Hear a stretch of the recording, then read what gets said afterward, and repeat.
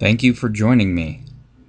Today's reading is The Little Engine That Could, retold by Waddy Piper, from The Pony Engine, by Mabel C. Bragg, copyrighted by George H. Doran and Company, 1930. The Little Engine That Could. Chug, chug, chug, puff, puff, puff, ding dong, ding dong. The little train rumbled over the tracks. She was a happy little train, for she had such a jolly load to carry. Her cars were filled full of good things for boys and girls. There were toy animals, giraffes with long necks, teddy bears with almost no necks at all, and even a baby elephant. Then there were dolls, dolls with blue eyes and yellow curls, dolls with brown eyes and brown bobbed heads, and the happiest little toy clown you've ever saw. And there were cars full of toy engines, airplanes, tops, jackknifes, picture puzzles, books, and every kind of thing boys or girls could want. But that was not all. Some of the cars were filled with all sorts of good things for boys and girls to eat. Big golden oranges, red-cheeked apples, bottles of creamy milk for their breakfasts, fresh spinach for their dinners, peppermint drops, and lollipops for after-meal treats. The little train was carrying all these good things to the good little boys and girls on the other side of the mountain. She puffed along happily. Then all of a sudden, she stopped with a jerk. She simply could not go another inch. She tried and she tried, but her wheels would not turn. What were all those good little boys and girls on the other side of the mountain going to do without the jolly toys to play with and the wholesome food to eat? "Here comes the shiny new engine," said the little clown who had jumped out of the train. "Let us ask him to help us." So all the dolls and toys cried out together, "Please, shiny new engine, do carry our train over the mountain. Our engine has broken down, and the boys and girls on the other side will have no toys to play with and no wholesome food to eat unless you help us." But the shiny new engine snorted. "I pull you? I am a passenger engine. I have just carried a fine big train over the mountain with more cars than you can ever dream of. My train had sleeping cars with comfortable berths, a dining car where waiters bring whatever hungry people want to eat, and parlor cars in which people sit in soft armchairs and look out of big plate glass windows. I carry the likes of you? Indeed not." And off he steamed to the roundhouse, where engines live when they are not busy. How sad the little train and all the dolls and toys felt. Then the little clown called out, "The passenger engine is not the only one in the world. Here is another coming, a fine, big, strong one. Let us ask him to help us." The little toy clown waved his flag, and the big, strong engine came to a stop.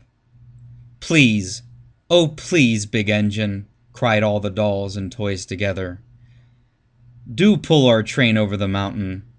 Our engine has broken down, and the good little boys and girls on the other side will have no toys to play with and no wholesome food to eat unless you help us." But the big strong engine bellowed, "I am a freight engine. I have just pulled a big train loaded with costly machines over the mountain. These machines print books and newspapers for grown-ups to read. I am a very important engine indeed. I won't carry the likes of you." And the freight engine puffed off indignantly to the roundhouse. The little train and all the dolls and toys were very sad. "Cheer up!" cried the little toy clown. "The freight engine is not the only one in the world. Here comes another. He looks very old and tired, but our train is so little, perhaps he can help us." So the little toy clown waved his flag and the dinghy. Rusty old engine stopped. "Please, kind engine," cried all the dolls and toys together, "do pull our train over the mountain. Our engine has broken down, and the boys and girls on the other side will have no toys to play with and no wholesome food to eat unless you help us." But the rusty old engine sighed. "I am so tired. I must rest my weary wheels. I cannot pull even so little a train as yours over the mountain. I cannot. I cannot.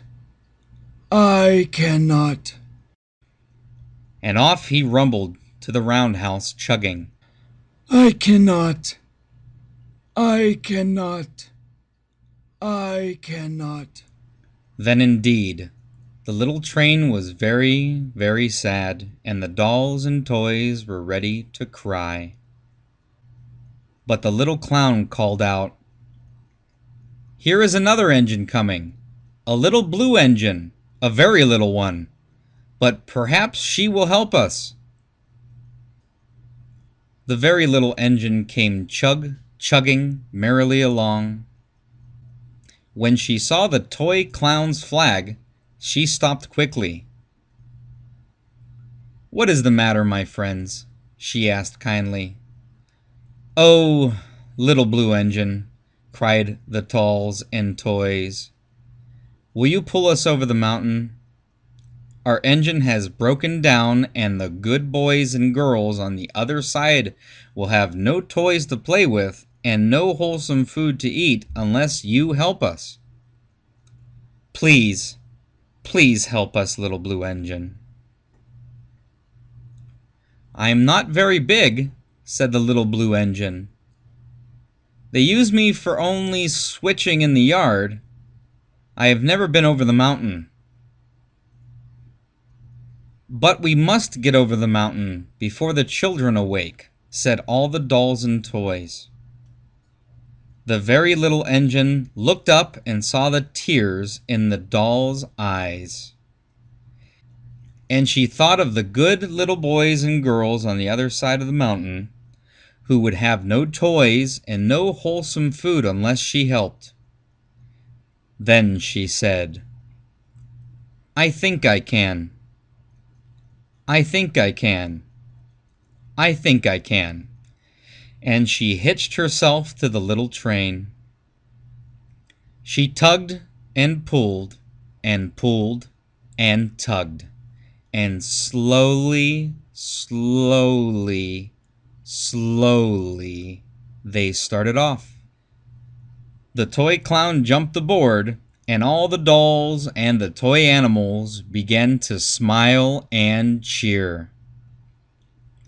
Puff, puff, chug, chug, went the little blue engine. "I think I can. I think I can. I think I can. I think I can. I think I can." Up, up, up, faster and faster and faster and faster the little engine climbed until at last they reached the top of the mountain. Down in the valley lay the city. "Hurrah! Hurrah!" cried the happy little clown and all the dolls and toys. "The good little boys and girls in the city will be happy because you helped us, kind little blue engine." And the little blue engine smiled and seemed to say as she puffed steadily down the mountain, "I thought I could. I thought I could. I thought I could." That was The Little Engine That Could. Thank you for joining me. Please click the subscribe button if you have not already for more videos and uploads like this one.